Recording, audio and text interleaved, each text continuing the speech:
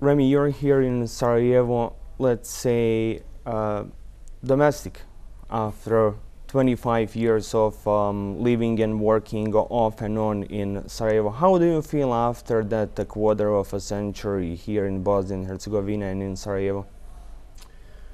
Well, I feel at home, or second home, or whatever we call it. But there are two very different periods for me. For 5 years, from 92 until 97, I was a journalist. So I was working hard to try to tell the story of the war and post-war. And since 97, so for 20 years, I'm not covering Bosnia as a journalist. I'm working on some other projects like Warm for 4 years now, or simply visiting my friends. So it's very different because then, you know, when you are a journalist, you have to meet everyone. When you are not, you meet only great people and your friends. So for 10 to 20 years, I have to say I'm enjoying Sarajevo. Let's talk for a moment about that 5-year period, especially the 92 to 95. You have witnessed everything what was happening here. Now, after a quarter century, when you look back, what was your feeling then and what was your feeling now when you reminisce about all those events happening here in Sarajevo? Coming here in 92 means a lot of discoveries for me because I was a young man. I was not even a journalist. I became a journalist the first night, and I've never been to war before. It was the first time. So really it means a lot about becoming a journalist, of course, but the most important is to find out about war. And what I found out, I think it's like anyone can find out when you see war for the first time, is that you learn a lot about violence and destruction and criminal minds and the fact that there are extremely bad people in this world. But on the other side, you find out, at least in Sarajevo it was true, but I think it might be true everywhere, that some people maybe that you would not notice in peacetime become some great characters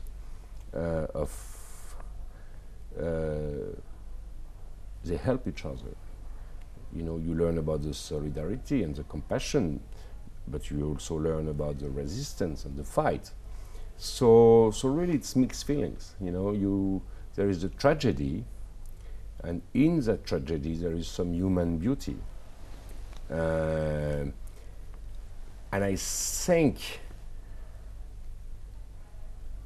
you know, through the years, no, I mean, I still remember very well the tragedy and the violence, but I remember more and more the greatness in people, I think.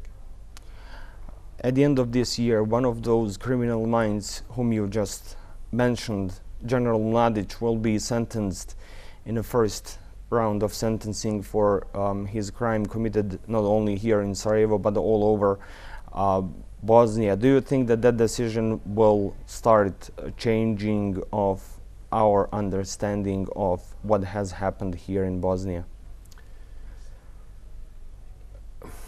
I'm afraid I'm not sure, but I will go to The Hague for the sentence of Mladic. I want to see that kind of, it's not the end of the story, but it's one big step. You know, I will go to The Hague. I want to see, I want to listen to the sentence of the judges. I want to see his face and his eyes when he's sentenced.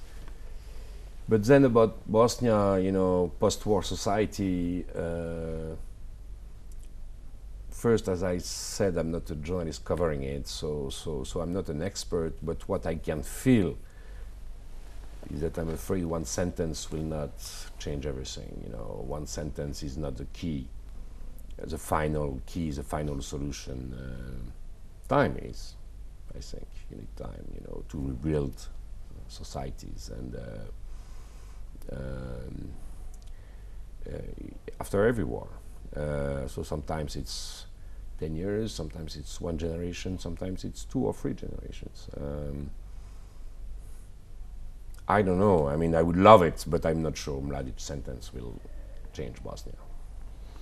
In your movie Siege, which covers 4 or 5 years of war here in Sarajevo, you have portrayed many people who have lived, got injured.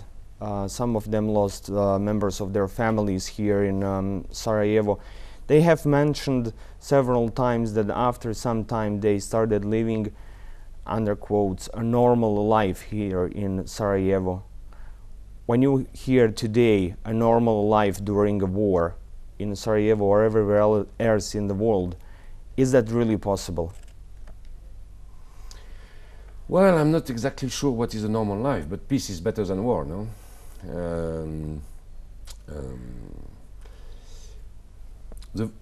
Just one word about the film. I didn't want to do a journalistic or historical film. So it's not the history of the war at all. It's not about the facts. I did the opposite of what the journalist that I was back then did. With the film, it's really about the human experience and the people. I'm using, I think, the universal side of the Sarajevo people and the Sarajevo experience and the Sarajevo spirit and what these people are saying in the film, to try to do a kind of universal story, with that film. That was a project. You have reported from Croatia, from Kosovo, from Macedonia, from Bosnia, but also you covered wars and conflicts all over the world. Are they similar, or are they unique in their own ways when you compare them now, 25 years after they have happened? Every war is unique, every war is different, you cannot really compare. If you can compare something, is that maybe at the very beginning of the wars, any war, people are surprised by it. Even if people who start the war sometimes manage to have crowds of followers, of supporters, ordinary people are very often surprised by the beginning of the war, by the start of the war. And that's the only comparison I would make. But so the conclusion is, when we are at peace, we have to be careful. We have to be careful because it's very easy to start a war again. I think very easy. You need a bunch of people, very committed. So when I see all these tensions and nationalisms and demagogues, all around Europe, I think it's dangerous. I don't think there will be a war, in the near future in the EU, but I know it is dangerous. You know it is dangerous, because it happened here not so long ago, and people are surprised by war, and then say, we were not careful enough with the peace. You have to be careful to keep the peace, to make sure that your children will live in peacetime. War reporting, it's a unique branch of our profession, journalism, but to explain it to our viewers, what is war journalism? Is it, or war reporting to be more precise, is it profession? Is it just adrenaline drive? Or it's just a different way of reporting of what is happening in one specific area of the world? War reporting is like everything in journalism, it's to tell other people's stories. That's it. We tell the story. We try to tell the truth. Any journalist. War reporting is slightly different because we risk our lives, and that's it. But it's like everything in journalism. You try to tell the truth, you try to tell other people's stories.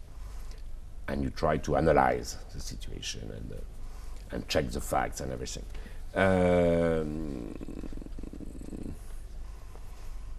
You know, I fell in love with that job, which is not a job, it's my life, but it's more than a job. But here in Sarajevo, you know, the first night I arrived, the situation was amazing, and it was the second time, I think, because I came during the summer, second time Hotel Europa was burning, and we had to take all these refugees out. It was in flames. I said, I have to tell that story somewhere, you know, and I called some radio station, you know, to tell that story. That's how I became a journalist, really, behind Hotel Europa. In one of your reports, and that's a part of your movie Siege, you mentioned a specific term which is really interesting back then, and it's interesting today, and it's very relevant today. You mentioned the politics of terror, and we are facing now a different kind of threat all over the world, especially in Western Europe with terrorism.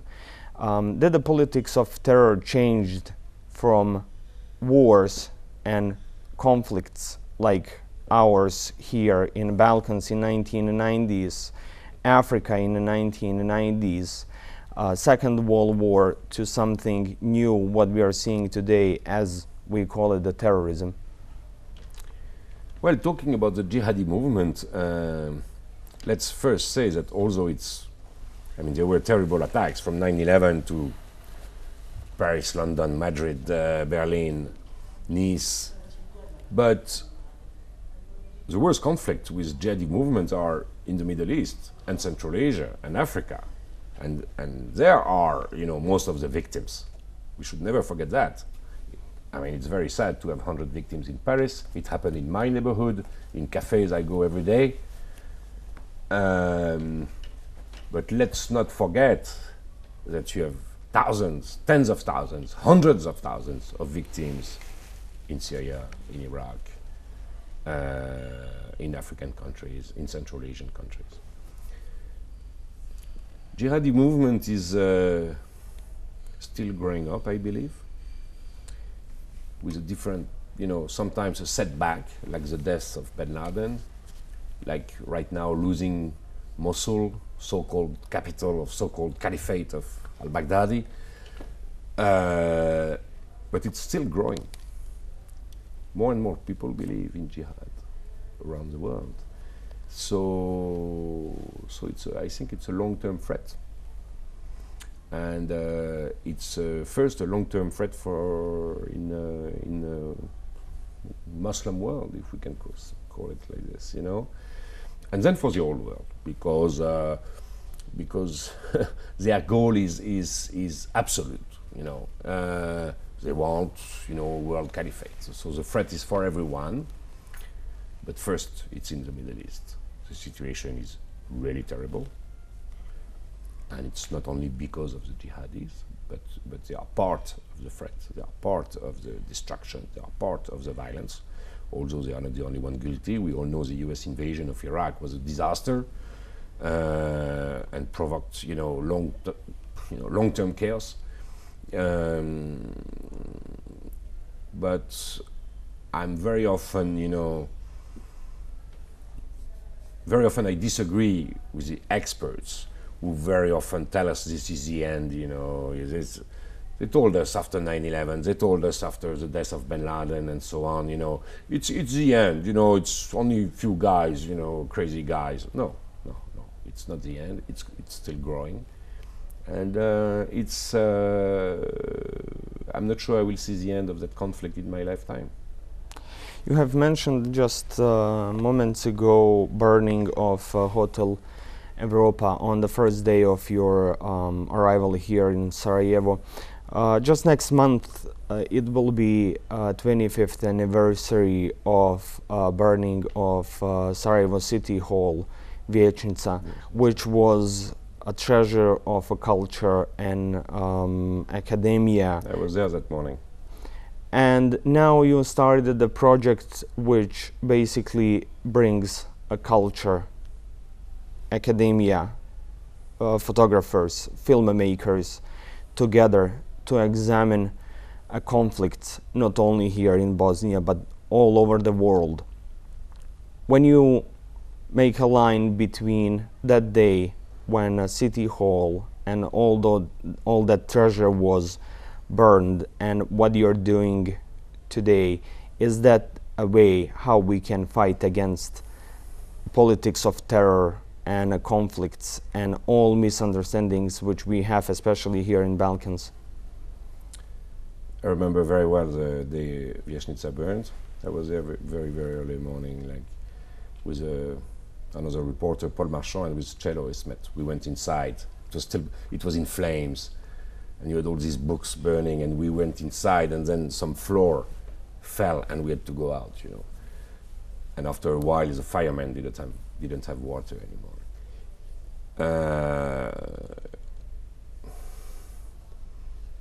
But of course, you know, one dead is worse than destruction of. It's a big symbol, but destruction of a building. One lost life is, of course, more important.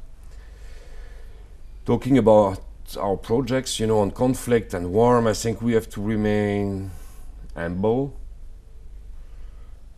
We are doing our best to work on telling the truth, memory,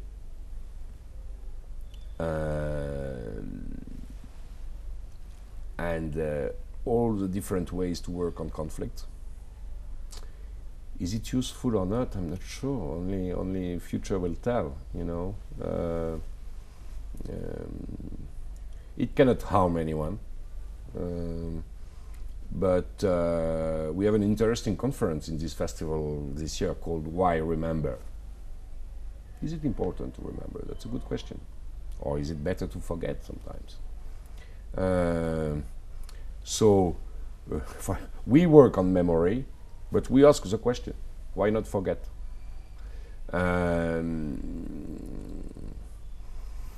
It's very difficult to say if what you are doing is useful or not for the future generation, you know.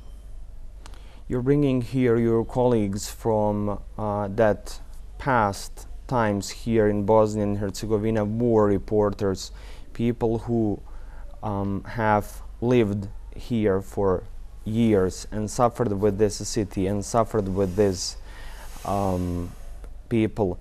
We know that some of them have left journalism just after the war in Bosnia and Herzegovina, but do they still willingly come here and speak about those times and those memories which they have from the past here in Bosnia? Well, you have to ask them. When we had that reunion 2012, when we commemorated 20 years of war and started war, 99% of them didn't come back since Dayton. So it was the first time they were coming back, most of them. Only a few of us, you know, are coming often. I think I'm one of the only ones who comes so often, and Ronaviv is coming from time to time, and a few people. Polo is living here, but most of them were coming back for the first time. And since then, because we started the Warm Project, some of them are coming now, every year, every second year, you know, to attend the festival. Or obviously, those who are coming back are very happy to do it and very happy to keep a link with Sarajevo. But warm brings, let's say honestly, warm festival brings much more people who don't have a clue about wartime Sarajevo, but who work on conflict worldwide, you know, historians, artists, researchers who are working on other conflict, or who are younger than you know, Bosnian War. Most people attending the festival find out about the war in Sarajevo, and they are very interested, by the way, you know, and they visit the museums and they visit the tunnels and they ask questions, you know. I think it's only a few of us from the wartime who are here, you know, like this. Recently I have a chance to speak with Ed Voliami, and I asked him, why are you coming back here in Sarajevo, and why are you speaking about Bosnia and Sarajevo when even most of our politicians and people here in academia and intellectuals are silent. And he told me that he thinks that he's crazy why he's coming back here in Bosnia. Do you agree with him? I confirm Ed Vuljami is crazy, but he's also a very interesting character and a great, great journalist and writer. I think his books about Bosnia are very important. And his work during the war is very important because he was one of the only one to focus so much on the camps.